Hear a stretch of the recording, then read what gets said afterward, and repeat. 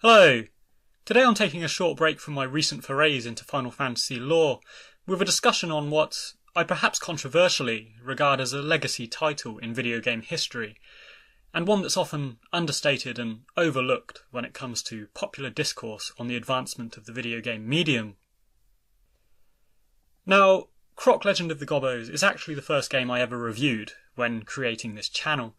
but the quality is so bad that, much like my Broken Sword episode, I've opted to remove and supersede that review with this updated edition. But one thing the old Croc review reminded me of upon my recent reappraisal of it is one of the reasons that I opted to start this channel in the first place, which is that I always felt certain video games warranted the same sincere discussion and historical contextual consideration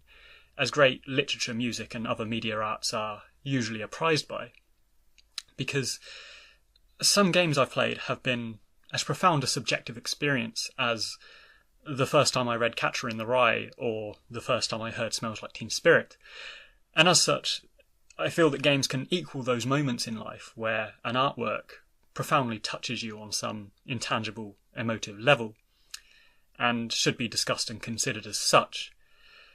However, regarding Croc specifically, it's this idea of historical context and gaming chronology that really draws me to it, because it sits somewhat controversially in the history of the fifth generation console cycle, which is what I'll proceed to delve into today with this revised review. Now,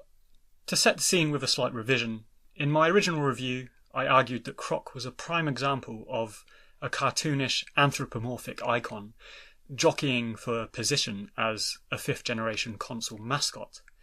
because where Mario and Sonic defined success for the consoles of Nintendo and Sega in the previous generation, I argued that Sony PlayStation, as the new kid on the block, would benefit from an icon of its own, and with developers keen to capitalise on this, we saw an outpouring of characters such as Crash Bandicoot, Gex, Klonoa, Rayman, Spyro, and Croc. And anthropomorphic characters such as these were all the rage, primarily because graphical limitations prevented figurative realism from being a big deal back in the mid-90s. And innovations such as Lara Croft in Tomb Raider were these weird boxy anomalies, that looked quite strange in their initial debuts. Now, I've since reconsidered this notion of Croc trying to fit into some criteria as a PlayStation mascot for two key reasons. The first reason is thinking back to the release of the Sony PlayStation, which I was around for, but I was quite young at the time. It was really quite a departure from the whole cutesy mascot thing that Nintendo and Sega had established back in the day, and some may even remember one of the most distinguished advertising campaigns that established the edgy alternative idea of the PlayStation was a really weird advert of a distorted-looking alien girl talking absolute nonsense in a Scottish accent. And this advert was called Mental Wealth, for anyone interested, and it was created by Chris Cunningham, who was responsible for some really hauntingly weird stuff, like the Aphex Twin music videos. And the hiring of a creator like Cunningham is emblematic of how PlayStation was so thoroughly divorcing itself from everything that had come before it, and positioning itself firmly as a mature, alternative and self-aware entertainment system. And this is further reinforced, in my opinion, by the aforementioned Lara Croft, who was somewhat more R-rated and overtly sexualized in her early years, and despite the limited graphics and gameplay of the first couple of Tomb Raider games, she was really, in pole position as a more obvious mascot for the PlayStation than these more cartoonish characters. And even Crash Bandicoot, who is arguably as iconic as Tomb Raider, and was at this time in the mid-90s. Crash Bandicoot was never positioned as being cool like Sonic or heroic like Mario, but rather he was just this really off-the-wall, unpredictably insane character. And indeed, an early advertising campaign saw a guy dressed as Crash Bandicoot standing outside Nintendo's offices, kind of shouting abuse at them. And so again, this is emblematic of the PlayStation's trajectory towards an alternative image, which, finally looping back round to Croc, who was this cutesy guy running around saving these cute little gobbo creatures with his rucksack, he was clearly not aligned to this brand image of the PlayStation and what it sought to establish itself as. And this leads me on to my second point, which is that Croc was never intended as a PlayStation mascot or as a PlayStation game at all, but rather it was adapted from a tech demo that British developer Argonaut had showcased to the heads of Nintendo while they were working with them on Star Fox as an external resource. The game that would go on to become Croc originally featured Yoshi from the Mario series, and Argonaut, in a giant leap forward for 3D game design, had constructed a demo platformer that saw Yoshi running around in a 3D space, rather than the side-scrolling platform style or top-down RPG style that the Mario games had hitherto been known for. Indeed, if we look at Croc, we can sort of see how he's been taken from a blueprint of Yoshi's character and repurposed for this standalone title. Now, the controversial aspect of this story, which Argonaut founder Jez San has discussed in interview, and I will link to this interview in the description so that you can ratify my point,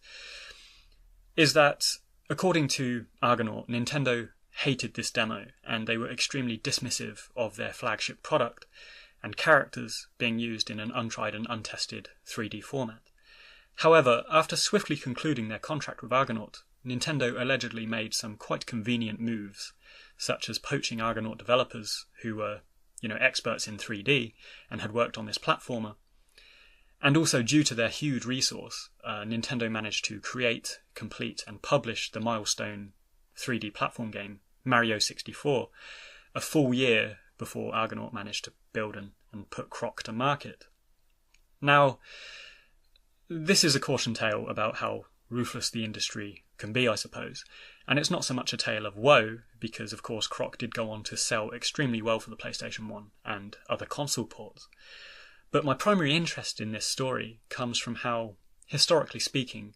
Croc is one of the first open-world 3D platformers ever created, and it rarely receives credit as such. So I'd like to draw attention to the contributions this game, and by extension Argonaut and Jez San, have made to the industry. So, turning to consider Croc as a game, Argonaut finally released this in 1997, and it was a big leap forward in terms of graphics and technology. And its contemporaries, such as Crash Bandicoot, were 3D, but to get around the difficulty of rendering 3D environments within the console limitations, Crash Bandicoot operated in a tunnel format, with Crash running along a track with limited manoeuvrability to left and right outside this space. And by contrast, Croc offers a brilliant illusion of scope by having sprawling vistas and static skylines that are partitioned up by doors that load into new areas. So I feel this was a clever way to give a sense of expanse and non-linearity that even in games like Tomb Raider, which were quite large and cavernous, kind of struggled to compete with this illusion of space. Like other platformers of the time, Croc's story was overtly simplistic.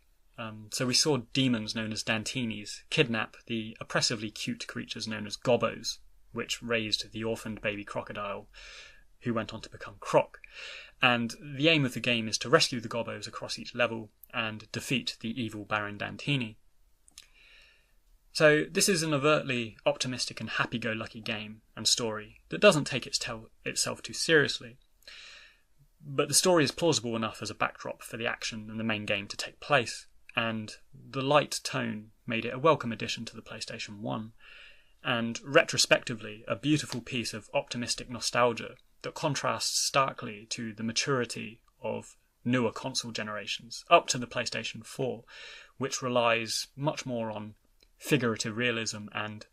severe human heroes such as Assassin's Creed and God of War. Turning to game design, where Sonic collects rings and Mario collects coins and Crash collects Wumpa Fruit, Croc followed popular platformer conventions by collecting gems and smashing boxes, much like the aforementioned games. The level design was also within platformer convention to an extent, with elemental locations featuring fire and ice thrown in for scenic diversity and unique player challenges. But despite subscribing to these common elements of platform design, Croc proved a very memorable and impressive game with some great challenges and puzzle-solving scenarios thrown in across the staggered and increasingly complex levels. Looking at gameplay and actual handling, this is one of the pitfalls of the game, which, like the early Tomb Raider games, we saw these early 3D platformers having the tank controls and dodgy, camera angles and camera panning. And while this doesn't bother me too much, it's certainly something that a lot of early platformers suffered from and were hampered by. And it's something that actually Naughty Dog, the team who created Crash Bandicoot, were cleverly capable of getting around, because they had a fixed camera angle and a tunnel-like game design, which really avoided the issues of camera panning and maneuverability. Now, I mentioned nostalgia earlier on, and this leads me to perhaps one of the defining aesthetic features of Croc, which complements its bright, fragrant visuals and optimistic, energetic tone. And this is the sound design and compositions. I've mentioned before when discussing Final Fantasy composer Nobuo Uematsu that composing music for video games is a distinct challenge and a work of genius by composers when it's done correctly,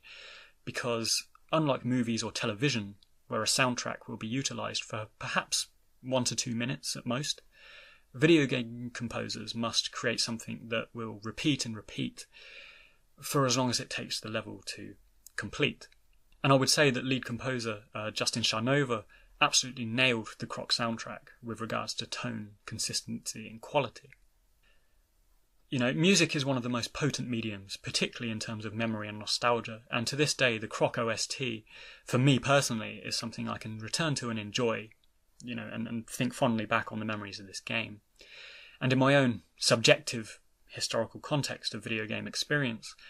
I believe Croc was the first game I ever played on the PlayStation 1, along with Tekken 1 and a weird pirate game called Overboard, or Shipwreck as it was called in America. So these 3 games, and particularly Croc, prevail for me as an upstanding example of the optimistic, anthropomorphic 3D platformer, the likes of which we don't see anymore, but persists as an important milestone in the 5th generation console cycle. And I believe this nostalgia is still quite permeable and reputable among people in the industry and gamers, because of course we've recently seen the re-release of the Crash Bandicoot games, and also lately the re-release of the Spyro the Dragon games. So it's very potent and important, this anthropomorphic mascot period of gaming that we saw throughout the 1990s. So what do you think? Drop a comment, start a conversation, share your thoughts. Thanks for listening.